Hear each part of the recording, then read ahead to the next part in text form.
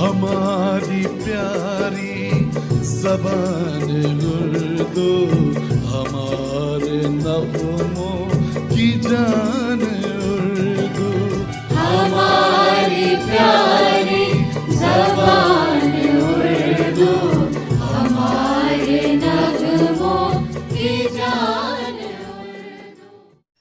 بسم اللہ الرحمن الرحیم۔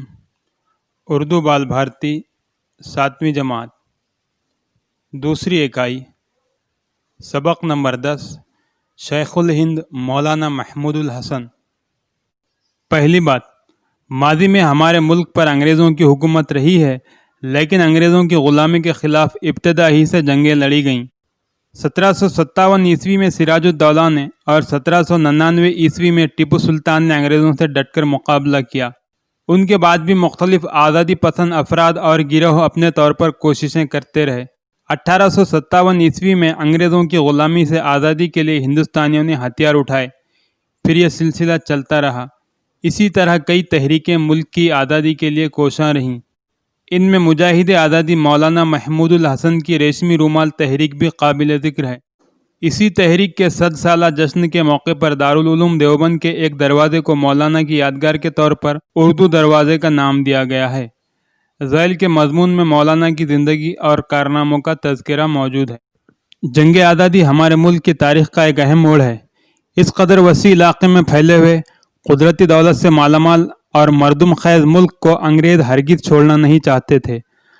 آزادی کے متوالے جب ملک کو غلامی سے نجات دلانے کے لیے انگریزوں سے برسر پیکار ہوئے تو انہیں طرح طرح سے ستایا گیا، ان کے گھر بار لوٹ لیے گئے، انہیں جیلوں میں ٹھونس دیا گیا اور ہزاروں لوگ پھانسی پر چڑھا دیے گئے۔ آزادی کے لیے جدوجہد میں مجاہد آزادی مولانا محمود الحسن بھی شامل ہیں، جنہیں شیخ الہند کے لقب سے یاد کیا جاتا ہے۔ مولانا محمود الحسن 1851 عیسوی میں بریلی میں پیدا ہوئے۔ ان کے والد ذوالفقار علی بریلی ہی میں ملازمت کے سلسلے میں مقیم تھے۔ مولانا محمود الحسن نے مشہور مدرسہ دارالعلوم دیوبند میں تعلیم حاصل کی۔ انہیں اس مدرسے کے اولین طالب علم ہونے کا شرف بھی حاصل تھا۔ اسی مدرسے میں 1875 عیسوی سے انہوں نے 25 روپے ماہوار تنخواہ پر تدریس کا آغاز کیا اور بہت جلد صدر مدرس اور شیخ الحدیث کے عہدے پر فائز ہوئے۔ اس زمانے میں انقلاب کی ہوائیں چل رہی تھیں۔ مولانا محمود الحسن نے اپنے طلباء اور ساتھیوں کے دلوں میں آزادی کا جذبہ بیدار کیا اور انہیں وطن عزیز کی خاطر قربانیاں دینے پر آمادہ کیا۔ بچپن ہی سے مولانا یہ دیکھ رہے تھے کہ عوام اور ان کے ساتھ علماء کرام انگریزوں کے ظلم و ستم کا نشانہ بنتے آ رہے ہیں۔ طرابلس اور بلقان کے دل دہلا دینے والے واقعات نے ان کا آرام اور چین حرام کر دیا۔ وہ نتائج کی پرواہ کیے بغیر انقلاب کی راہ پر چل پڑے۔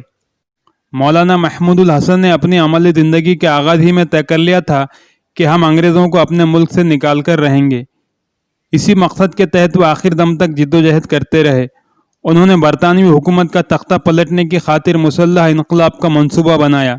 اس مہم میں ان کا ساتھ دینے کے لیے مولانا عبید اللہ سندھی اور مولانا محمد میاں نے اپنی زندگیاں وقف کر دیں۔ پہلی جنگ عظیم کے دوران برطانیہ جب 1915 عیسوی میں جرمنی اور ترکی کے ساتھ الجھا ہوا تھا اور ہندوستان میں بھی انگریزوں کی حکومت خطرے میں تھی، مولانا نے اس موقع کا فائدہ اٹھا کر اپنی کوششیں تیز کر دیں۔ انہوں نے اپنے شاگرد مولانا عبید اللہ سندھی کو کابل بھیجا تاکہ وہ افغانستان اور عادت قبائل سے ترکوں کے لیے حمایت حاصل کرنے کی کوشش کریں، اور خود حجاز روانہ ہوئے۔ اس وقت ترکوں کی طرف سے غالب پاشا حجاز کے گورنر تھے۔ مولانا نے ان سے جو تحریریں حاصل کیں ان میں ہندوستان کو آزاد کروانے کے منصوبوں اور فوجی کارروائیوں کا ذکر تھا۔ غالب پاشا کی پہلی تحریر میں ہندوستان کے مسلمانوں کی طرف سے برطانیہ کے خلاف جہاد کا اعلان تھا، جس میں ترکی نے شرکت کا یقین دلایا تھا۔ مولانا نے ریشمی کپڑے پر اس پیغام کو نقل کیا اور ایک صندوق میں رکھ کر ہندوستان بھیجا۔ اس تحریک کے پیغامات بھجوانے کے لیے ریشمی کپڑے کے ٹکڑے استعمال کیے گئے تھے، اس لیے یہ ریشمی رومال تحریک کہلائی۔ اس کا مقصد آزادی کے لیے کی جانے والی جدوجہد کو انگریزوں سے چھپائے رکھنا تھا، اسی کے ساتھ انگریزوں کے خلاف مدد حاصل کرنا بھی تھا۔ مولانا محمود الحسن نے انگریزوں کے خلاف لڑائی کے لیے ایک پوری ٹیم تیار کر رکھی تھی۔ اس تحریک میں شامل لوگوں کا یقین تھا کہ جنگ کی راہ اختیار کیے بغیر انگریزوں کو اس ملک سے باہر نکالنا ممکن نہیں ہے، اس لیے جنگی سامان اور اسلحہ حاصل کرنا ضروری تھا۔